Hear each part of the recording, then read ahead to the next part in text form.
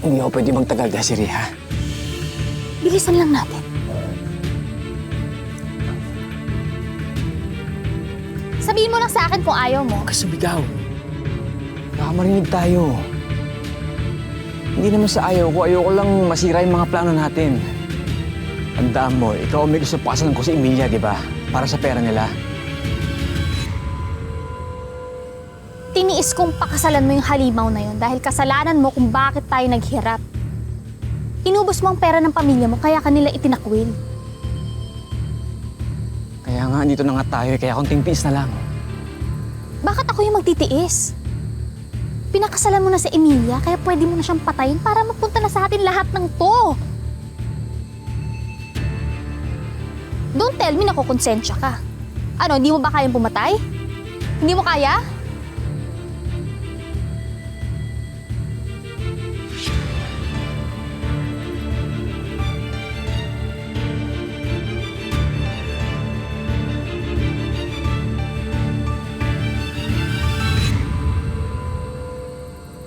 Sinasabi ko na nga ba? Papa, Alam ko ang likaw ng bituka mo. Pawawalan ko ng bisa ang kasal niya ni Emilia. At sisiguraduhin ko mabubulo ka sa bilangguan. Mahabang panahon. magpapaliwanag po ako, Papa. Anong ipapaliwanag mo? Ha?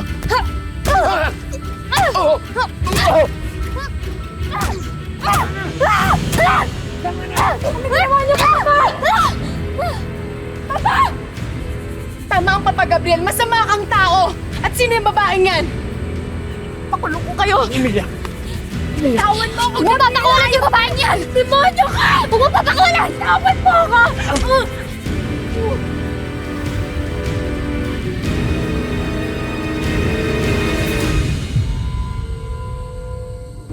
Sobra ang pagsisisi ni Emilia nang malamang ang inaakala niyang true love ay fake news lang pala. Kapit lang, dito lang sa Tadhana. Ang bagal mo! Akin na nga! Akin na! Ito kasi, oh.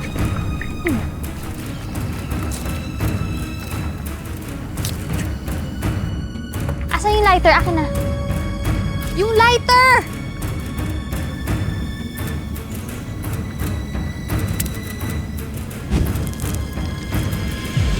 Halika na. Mamamatay na yung mga yan. Halika na. Sa impyerno, bagsak natin, Desiree.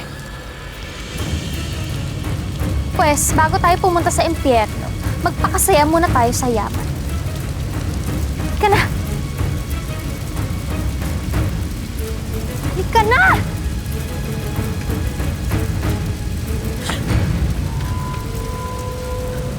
Papa! Papa! Mama, gumising ka, Mama! Mama! Papa!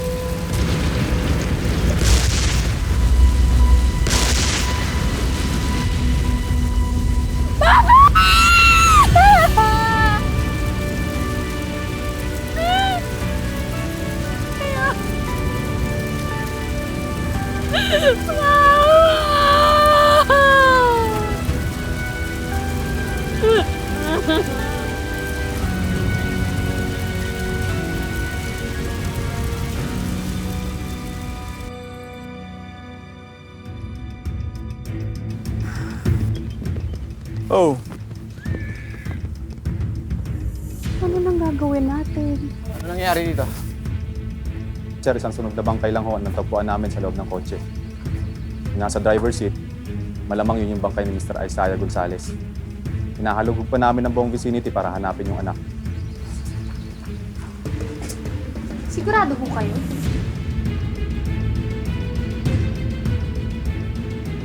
Si Desiree, may assistant. Sir, kung kailangan niyo po ng tulong ko para sa investigasyon, nakahanda ako. Sige po, sir. Patuloy ko kaming magbibigay ng impormasyon sa inyo.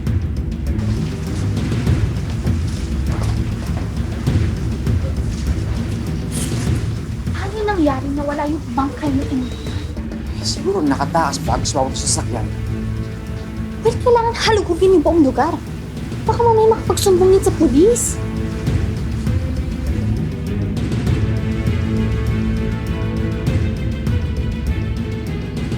Excuse me, sir. May tawag po kayo sa telepono. Anong ginagawa mo rito? Hindi po ako nagtatrabaho. Kayo po, anong ginagawa niyo dito sa bahay?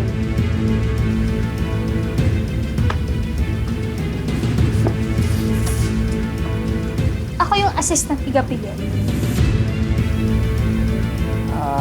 Pakuna yung pangalan na may tatawagan ko.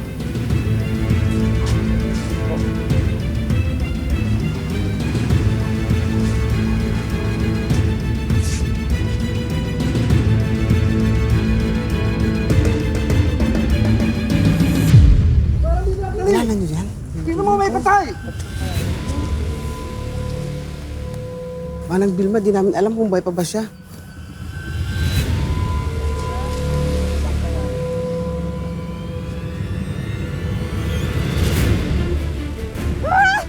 Diyos ko!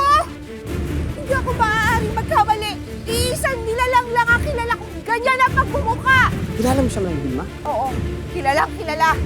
Nagbalik dito sa ating barin sa Pampalay ang sumpa, ang halimaw!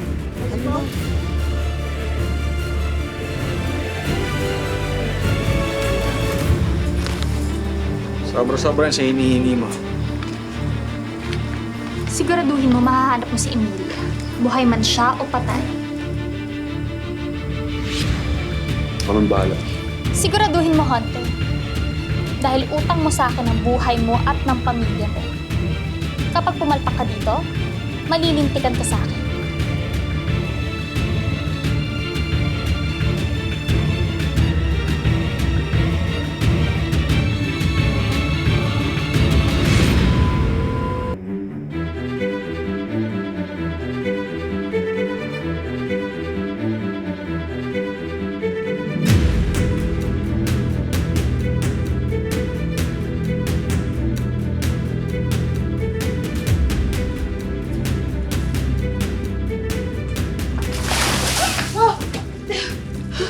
Sino ka? Sino ka? Nasaan ako? Anong ginagawa mo rito? Bakit ka bumalik? Hindi ko alam sinasabi mo. Pakawalan mo ako. Ano to? Hindi kita kilala. Pero ikaw, kilalang kilala kita. Ipinanganak kang kakambal ng dilim. Dito ka pinanganak sa Sapang Palay. Sa Pampalay? Pakawalan mo ako. Kailangan ko lumayo sa lugar na to. Hoy! Ikaw ba may ganang matakot? Ganon? Simula ng pinanganak ka, puro kamalasan na lang ang dinanas namin. Namatay yung mga manok namin, mga pananim. Ngayon lang nangyari ang ganito sa lugar natin. Na nagkamatayan ang mga hayop at nasira ang pananim nang walang dahilan. Pati yung asawa ko, hindi mo pinalagpas!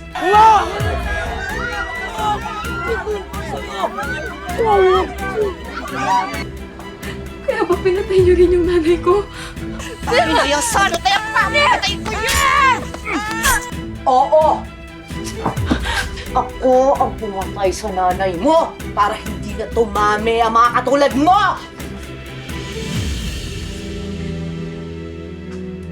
Yung mga kagaya mong dahilan kung bakit naging impyerno ang buhay ko, hindi ako salot!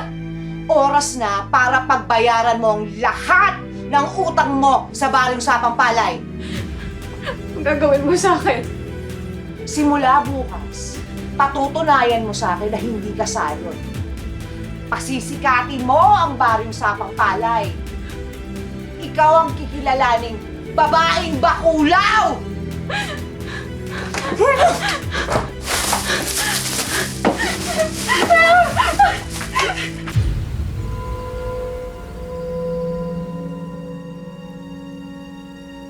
Matutunghayan ninyo ang isang kahindik-hindik, karimari-maring, kalahating tao, kalahating hayop. ang babaeng bakulaw!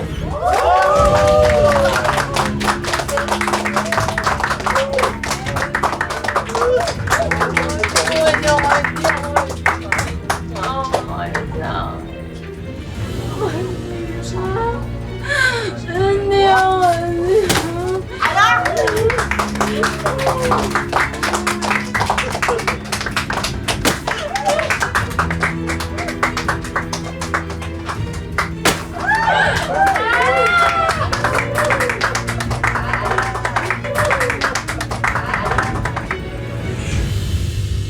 Magkano yung babaeng bakulaw? Hindi ko siya binibenta. Ngayon lang ako sinuwerte ng ganito. Kahit magkano, bibigay ko. Papasakin lang yung bakulaw.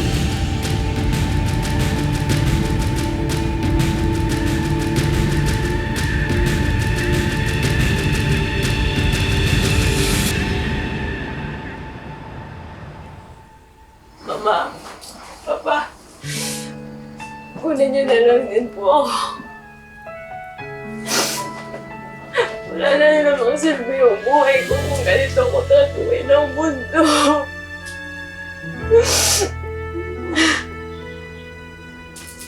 Hoy, tayo ka dyan.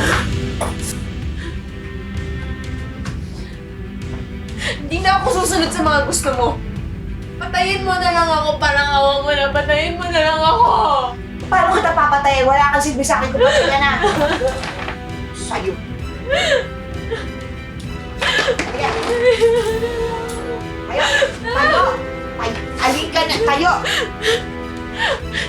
Ano? Ano? Hindi ako susunod sa'yo! Kailangan mo sumunod sa akin dahil binenta na kita. Maraming salamat sa pagsama sa ating istorya sa Tadhana. Nakaka-relate ka ba sa ating mga bida? Nako, i-comment mo na yan para sa iba't ibang kwento na punong-puno ng pag-asa at inspirasyon. Mag-subscribe na sa GMA Public Affairs at YouTube channel.